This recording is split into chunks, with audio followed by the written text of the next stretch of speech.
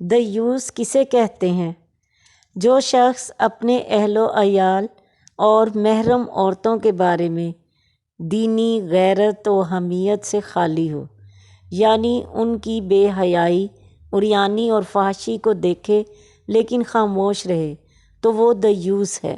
ایسے شخص کے بارے میں حدیث میں ہے کہ اللہ تعالیٰ ایسے شخص کی طرف قیامت والے دن دیکھے گا بھی نہیں۔ حدیث شریف میں ہے، حضرت عبداللہ بن عمر رضی اللہ تعالیٰ عنہ کہتے ہیں، رسول اللہ صلی اللہ علیہ وسلم نے فرمایا، 3 طرح کے لوگ ہیں جن کی طرف اللہ تعالیٰ قیامت کے دن نہ دیکھے گا۔ 1، ماں باپ کا نافرمان۔ دوسرے، وہ عورت جو مردوں کی مشابہت اختیار کرے۔ تیسرا، دیوس، یعنی جو شخص اپنے گھر والوں میں کسی بھی قسم کی بے حیائی کو برداشت کرے، وہ دیوس ہے۔ اپنی ماں، بہن، بیٹی، بیوی کو شرعی پردہ نہ کروانا بھی بے حیائی ہے۔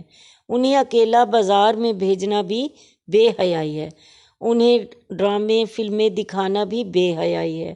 غیر محرموں سے گپوں اور باریک لباس اور تنگ لباس پر خاموشی اختیار کرنا بھی بے حیائی ہے، دیوسیت ہے۔ امی، ابو اور میں آپی کے گھر سے پلٹے تو بیچ میں سبزی منڈی آئی۔ امی نے ابو سے کہا 5 کلو پیاز لے لیں۔ ابو ایک طرف گاڑی کھڑی کر کے چلے گئے۔ سامنے سے ایک گاڑی آ کر رکی۔ خاتون گاڑی چلا رہی تھی۔ ساتھ سفید داڑھی میں بزرگ زور شور سے تسبیح پڑھ رہے تھے۔ خاتون گاڑی سے اتری، ایک کندھے پر دوپٹہ لٹک رہا تھا۔ 16 سنگھار سے آراستہ مردانہ وار مردوں میں گھس گئیں اور سبزی کے بھاؤ تاؤ کرنے لگیں۔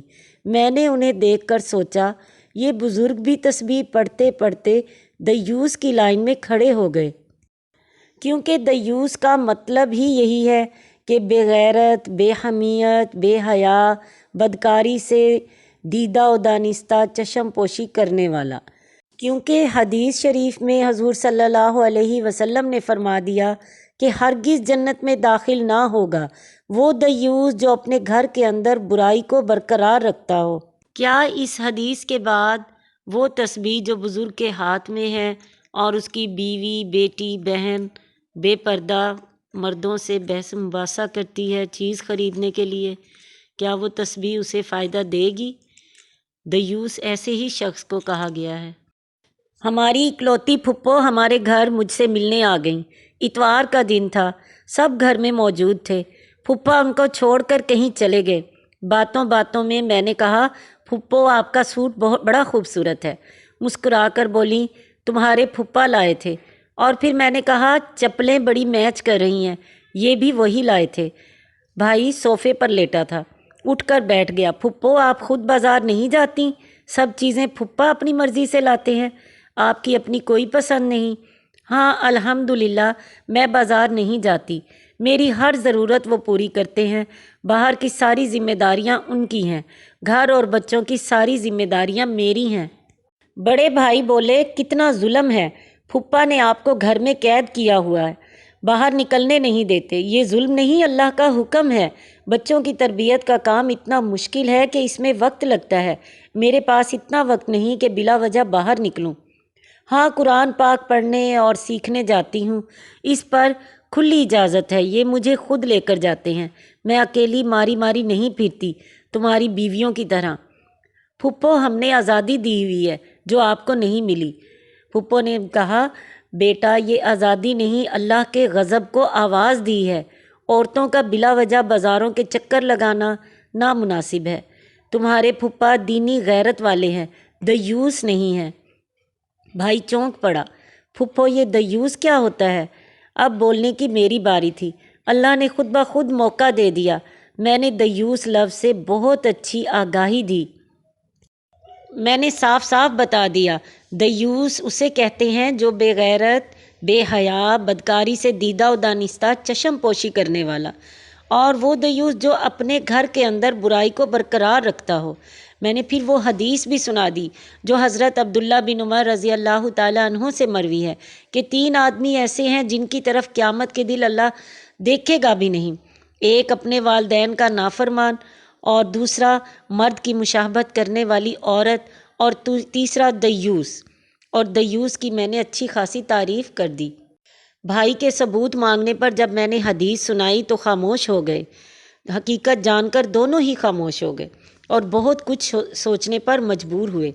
پھپھو نے شاباش کہہ کر میرے شانے تھپ تھپائے۔ اللہ تعالیٰ سے دعا ہے کہ اللہ ہر آدمی کو، ہر مرد کو غیرت والا بنائے، نہ کہ دیوس۔ یہ دیوس کا مطلب سمجھ آ گیا تو میکے جانے کا پروگرام بنا۔